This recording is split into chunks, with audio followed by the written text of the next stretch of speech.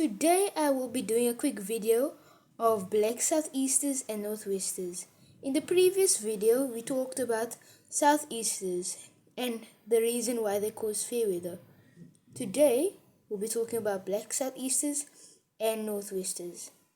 So in this diagram, this is a similar diagram to the from the previous video, but this is actually called a shallow southeasterly wind.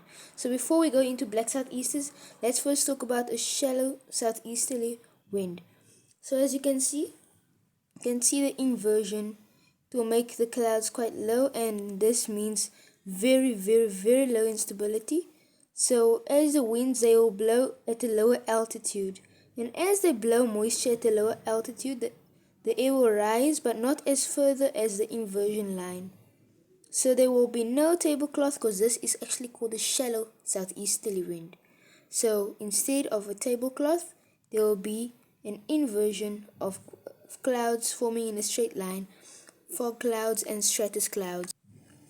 So as this southeaster wind blows, the other side of the mountain will be quite calm, because due to the inversion, the wind can't go any further.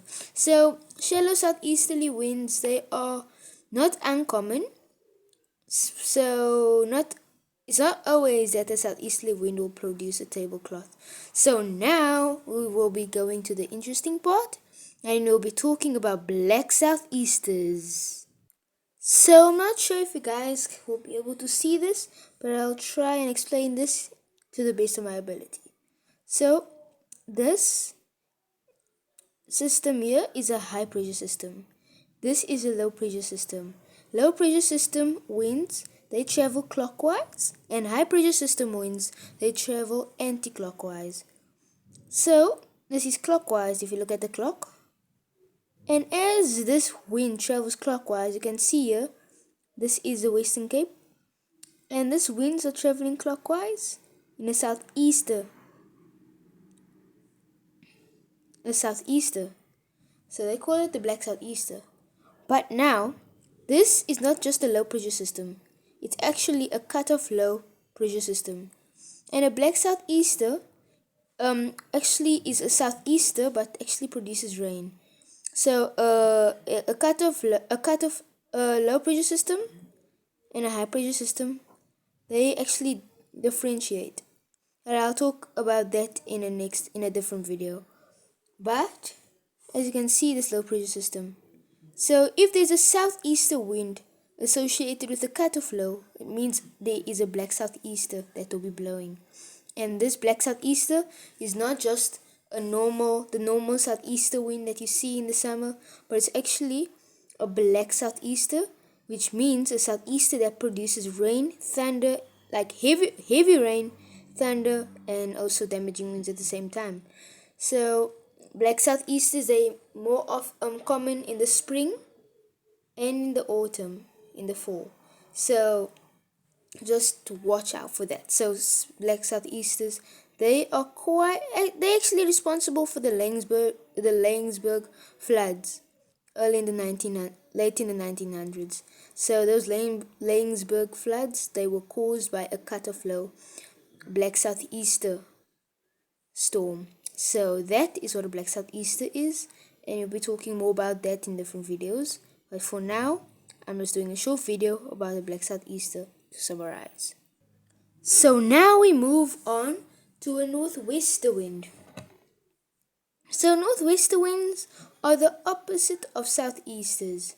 So northwester wind happens in the winter, and it's very significant because it's known for bringing wet and windy and stormy weather in the Western Cape of South Africa. So this is only during the winter. So a northwester will be blowing. And you know about this turbulence that always happens during a northwester. But before we talk about that, as you can see the northwester wind blowing, this blows ahead of a cold front. So during a cold front, a northwester will be blowing really strong. It will be blowing so much moisture and keep blowing continuous moisture into the atmosphere. Just like a southeaster, but southeasters are dry except for black southeasters, but this is a northwester in the winter. So you can see that here in the City Bowl, there's actually less rainfall. You know why? The wind is facing northward of the mountain, so it's facing northward. So it's actually just the wind is blowing inward of the mountain, and it's actually producing less rain because of the orographic rainfall effect. So now, as these winds, they obviously can go higher than the mountain because the mountain is not as tall as other mountains. So these clouds will be blowing, and now due to turbulence, now as these winds, these moisture winds, travel and travel and travel, keep adding moisture to the air. Newlands is one of the wettest suburbs in South Africa, so don't be surprised when you see lots of heavy rainfall there every winter. So, due to the turbulence in the northwester, there will be heavy rainfall around the southern suburbs and less rainfall there. So, this is the orographic effect, and we'll also be talking about the orographic effect in the next video. So, these are the different types of winds that produce different weather forecasts, and this is how you can learn from weather, and this is how you can actually predict weather. So if you see a northwester wind, it means that there will be heavy rainfall, damaging winds, and this is actually winter.